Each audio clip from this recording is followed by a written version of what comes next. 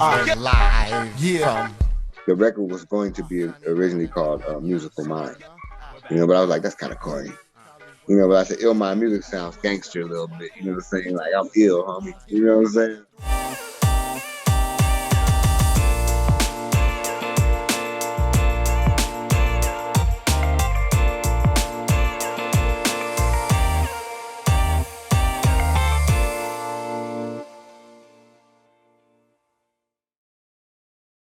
What's up, everybody? Soren Baker here on Unique Access Entertainment. As always, please hit that subscribe button. It's right down there. As you all know, it's free. Please like our content, share it, talk about it, be about it, each one, teach one. And of course, you can hit us on Cash App, Unique Access ENT, if you want to support that way too. But please, for free, hit that subscribe button, like our content. Now, today on Cover Story, we have the honor and the privilege being joined by Declaime. Thank you for coming through, sir. What's up, man? Glad to see you, man, again. Yes, yes. Now today, Declaime has selected, we're going to do his EP from 1999, illmindmuzik.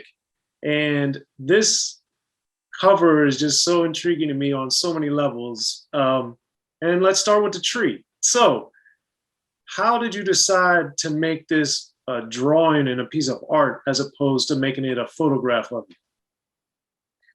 I don't know.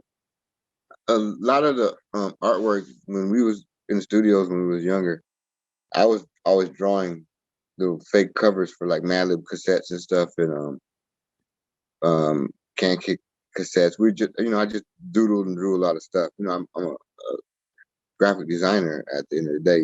I draw and paint and stuff like that. And I'm highly into comic books and stuff. So when it came down to doing the artwork, I didn't have no budget, and I was on Good Vibe Records back in the days. So I was like, I just draw my own. I painted myself. I had from school, I had all the paint and all the. I used to have a whole setup to do whatever I needed to do to get some art through. You know what I'm saying? So I watercolored. It's watercoloring actually, but the tree symbolized me growing up out the dirt underground. I was trying to get up out the underground so people could see what I'm doing. I'm like, I've been rapping for so goddamn long. Like, somebody, finally a record. You know what I'm saying? But I didn't come out as a weed or a sprout. I came out as a tree. But then when my ears, I was on the picture, I'm holding my ears. I'm not trying to hear no bullshit music because this is only ill mind music. You know what I'm saying? In which, if you spell ill mind music and you spell it over and over, it means musical mind. Well, that's also, is that why at the bottom of the cover you have it back to back to back to back, the album title? It actually means musical mind. But my label is illmindmuzik. So the record was going to be originally called Musical Mind. But I was like, that's kind of corny. But I said illmindmuzik sounds gangster a little bit. You know what I'm saying? Like, I'm ill, homie. You know what I'm saying? Like, that's why all the beats are kind of funky and stuff, like some shit you could listen to in your car and shit, like some lowrider shit. You know what I'm saying? Okay. And New then, age lowrider shit. Yeah. So then also with what was the symbolism with the speaker on the right side of the cover coming out the ground or being stuck in the ground? I was coming out with sound. You know what I'm saying? And if you notice, that's an old Radio Shack realistic speaker. And that represents my father's speaker, the first speakers I grew up with. You know what I'm saying? That's what I remember as speakers when I was a child. So it's really more like I'm growing up out the underground with the sound. And I'm a tree, and eventually, I'll bear fruit. You know what I'm saying? Okay. Yeah, that's interesting. Little prophecy in the album cover. I'd say so. Now with Good Vibe, you mentioned the label you were on at the time. They put their logo in the upper right-hand corner. And at that time, that was pretty unusual for a lot of labels to put themselves on the front cover. But I always thought it looked really good on the cover and how they had that border and stuff. Yeah. So for you, what made it, or did you like it that it was on the cover? Did you not? I know they were trying to brand themselves. Matt Kahane and them were trying to make sure their label was seen. And at the same time, Baker can't be choosy. I was, looking for somebody to put my records out. You know what I'm saying? And so I didn't care. And they was allowing me to be creative with the art. They helped me with the art. And it made me feel like I was part of something. You know what I'm saying? But at the end of the day, The represses don't have that on it. You know what I'm Right. saying? I repressed it probably 2 or 3 times already. I'm gonna repress it again. You know what I'm saying? But I'm gonna do it in a box set with the rest of the stuff. You know what I'm saying? Okay. And then the other thing is, at the time, we had started to see, since this is 1999, the rap covers had been they'd evolved quite a bit. And one of the other ones around the time was Aquemini from Outkast, which was 98. That was a beautiful drawing. You know, we had Doggy Style on the more gangster stuff. Too Short had drawn Short Dogs in the House was a picture, a drawing. Schoolie D, Just Ice. A lot of people had the drawings on their album covers. So for you, did the rap covers appeal to you a lot when they were drawn in a different way than a picture? Or Definitely. Because I'm a funk head, you know what I'm saying? So like you look at a lot of George Clinton covers and stuff like that, you know, you got some of the great artists on there and stuff like that, you know. And I've always been a fan of Motor Booty Affair. That album cover always intrigued me. Always. It's one of the greatest covers I've ever seen in my life. You know, to this day, it's still my favorite album cover. Well, break it down. What did you like so much about it? The way the big bird was trying to eat the man with the cool ass pimp suit on, but the way it was scribbled, because I'm an artist. So it's like it's something quick, but it's set in stone. You know what I'm saying? When you set something quick in stone, that's like diamond. You know what I'm saying? So you know, I believe in a, you know, like Nucleus. Remember Nucleus? You know, the album cover with that little spaceship on there and stuff like that. You know, I was always intrigued with the art on the album covers. That takes the albums to a different level. Anybody can take a photo. You know Yeah. what I'm saying? But try to make that photo creative at least. But painting or artwork, you have to be. It's got to be creative. There's no way it's not creative. You know what I'm saying? I think for certain albums to last for a long time, you know, like an old Bob James cover or something like that. These covers is classic covers and stuff with good art on it and from good artists. And it's like also it's like a collaboration with an artist, a visual artist, and an audio artist. You know what I'm saying? Yeah. Yeah. And that's just as far as my rap references too, like with Schoolie D on his self-titled album and his singles, but then when he did the Saturday Night cover, and you know, it was like Against the Wall and stuff. But then one of the early ones was the Short Dogs in the House by Too Short. Mm-hmm. I just, you know, I've been listening to him for several years at that point, of course. Yeah. But I was like, man, this cartoon kind of is a visual presentation of what I thought his music was a lot of the time. Yeah, because I mean, Too Short had a lot of his drawn covers was like some of his best albums. Yeah. You know what I'm saying? It made you feel like you was part of that, like comic book shit. You know what I'm saying? You know, it's got to be there somewhere. You know what I'm saying? But some of the best artists, some of the best recording artists, album covers are painted. Yeah. You know what I'm saying?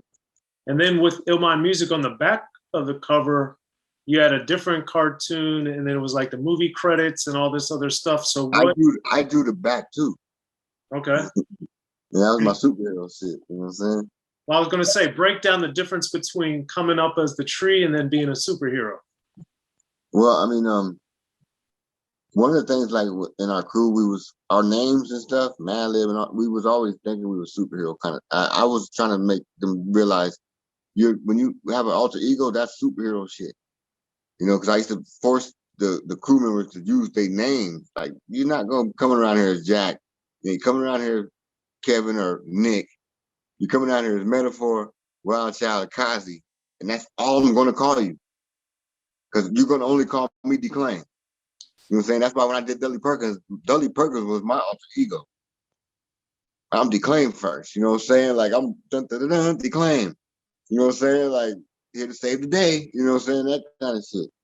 You know, so I've always believed in the you know, and plus I'm a big comic head. I draw comic books. You know, if you notice the loot pack covers, I drew all the loot pack covers and stuff. You know what I'm saying? And that was all comic book influenced and stuff. You know, Clearly, yeah.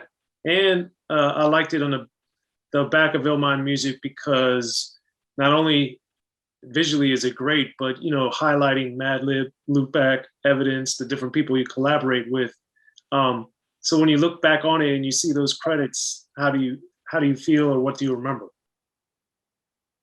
I remember when Evidence came through.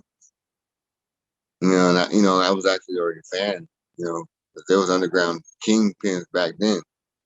When he came through, he came through. He said, I heard you was over here recording with Kurt. You know what I'm saying? And, I was like, oh shit, yeah. And he goes, I got a verse. What's up? I'm like, oh shit, I'm not gonna tell you no.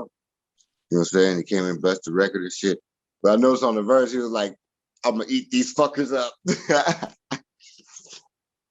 He was dissing motherfuckers on the verses and shit. I'm like, oh my God, he's crazy.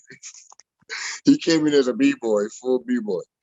You know what I'm saying? He did that for me too. And it's like, to me, that's like respect, like right on, because I respect that guy a lot. Like super, you know what I'm saying? Then, like that whole session, that whole recording session for that album, I did at Cutmaster Kurt's house, one afternoon, and Madlib was there, and we just like, fuck it, let's do this. I did another version of it at Peanut Butter Wolf's house in San Francisco. Oh, wow. Like, in fact, one of the versions, some songs from that version is going to show up on some of these volumes, right? The original Roll 'em Right and shit like that. You know what I'm saying? All right. Well, looking back now, what do you think is the legacy of the illmindmuzik cover? I mean, it's a classic. Look at it, is it not? I mean, it falls in the same line as Sunrise on it. You know what I'm saying? What I'm talking about on the record, how my reaction on the record is different. You know what I'm saying? It wasn't what anybody was doing at the time. I knew it wasn't. Me and my crew didn't come out. We learned off of doing what others do. So when we came out, we weren't going to do what others do. You know what I'm saying? We're going to come out as our own beings, our own things to be seen, and create our own legacies, our own paths and stuff, So that record right there is, to me, it's my classic record. I can listen to it this day and it's funky. There's no way around it. It still bumps to this day. You know what I'm saying? The instrumental still bangs. The concepts are still kind of like, what's he talking about? He tripping. You know what I'm saying? And I'm still on illmindmuzik. I still do illmindmuzik. You know what I'm saying? Yes, sir. Well, there it is. Well, Declaime, thanks for coming through, man, for Cover Story. Thank you, man. Be sure to check out the History of Gangster Rap by Soren Baker. He's official. History of Gangster Rap features exclusive interviews with Ice-T, Snoop Dogg, MC Ren, the D.O.C, and dozens of others. The History of Gangster Rap, a definitive look at how Los Angeles changed rap forever. In Los Angeles, the streets definitely set the tone of the hip-hop music. At 19, I got a $50,000 car. My whole angle always was, I'll be street, but I will always tell you the horrors that go along with this life. There will be penalties and casualties for just wearing the wrong color in somebody's neighborhood. And once gangster rap made it from the streets to the TV, the genre exploded. With Fab 5 on Yo MTV back with NWA. Yo MTV, it just catapulted us from being local heroes to national gangbang rappers. The History of Gangster Rap discusses it all from 1980 up till today. It's always gonna be shit happening in the streets. You know what I mean? So it's always gonna be something to talk about. The History of Gangster Rap in stores now.